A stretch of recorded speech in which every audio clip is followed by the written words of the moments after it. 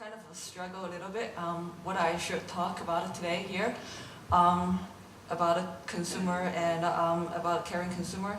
And I thought maybe instead of talking about it from corporate branding point of view, maybe you from a designer's background, from a creative person's background, to talk about how to look at understand consumer lifestyle and to basically design the products to meet the consumer lifestyle demand.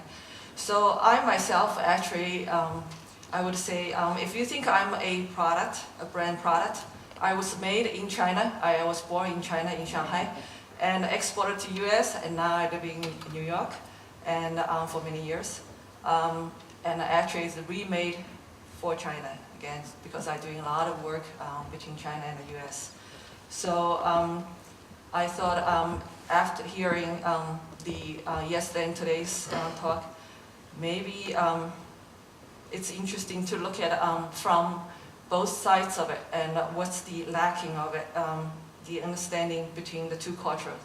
And I realized actually the one biggest difference is that when I moved to US and in the US school system talk about a continent, the education tells us that it's 7 continents in the world. I don't know in Europe, how do you educate people that in China there's only 5 continents. So now you see the difference between the education system. And so it's very interesting. And so really to understand the market and the consumer's lifestyle, and it's very important. So have you heard about Sony? And do you know why they invented the first Walkman? Because there's a consumer lifestyle demand. Oh, I actually forgot to click.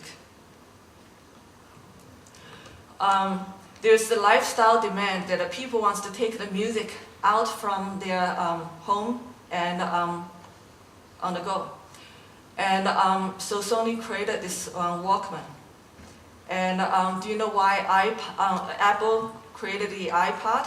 Because there's a consumer lifestyle demand that the people want to have a simple download from the internet and also upload their music from their to their iPod so they can take with them on the go. And you know why Kodak invented the first digital camera technology? They didn't market it, but they invented the technology.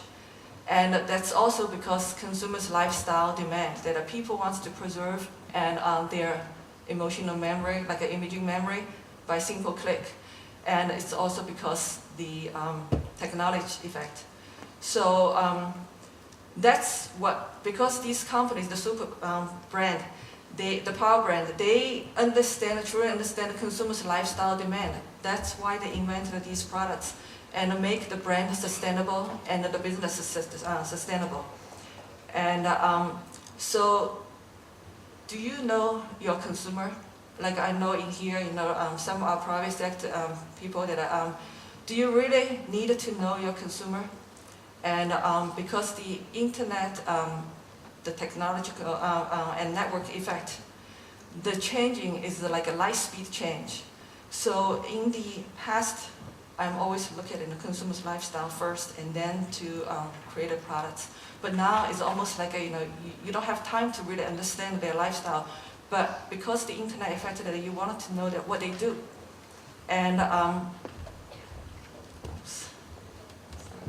so that really helps you to understand it. So if you're thinking about it, I wanted to do a little bit like a mind game. If you think that China, because of the hierarchy, structure that are in the Chinese government, if you think that it's very similar to a corporation structure. So if you think that China is a corporation, and then they have to create a brand product, and let's say that that brand product is a middle class. So I don't know if you follow me. So if you think that way, and that's, I keep on forgetting the pages. And it's all about you and me and creating this new product that it's called a Rising China Middle Consumer Class, middle class consumers. It's a new brand. So what it may look or appear to the outside world, and it is really powerful brand, and has a lot of purchasing power and consumption power, and but this particular brand is very, very unique. They are completely different from elsewhere.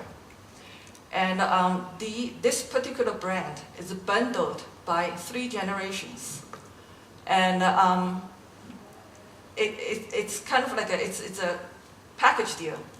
And if you think about it, when in the West, when we talk about the middle class, it's individually or by certain, but in China, it's a package deal.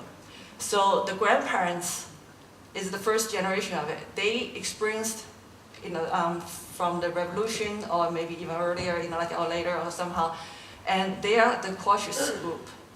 They preserve things, and so in a way, they are not a big spender. And then there's the in-between generation, which is the most actually the money-making generation. Basically, is the whole China middle class is everything that happens in the last 10 years, right? So that's the group that they have to think about it, the senior group and then the next generation. And if you think about it that way, the younger one actually is where the biggest spending generation is.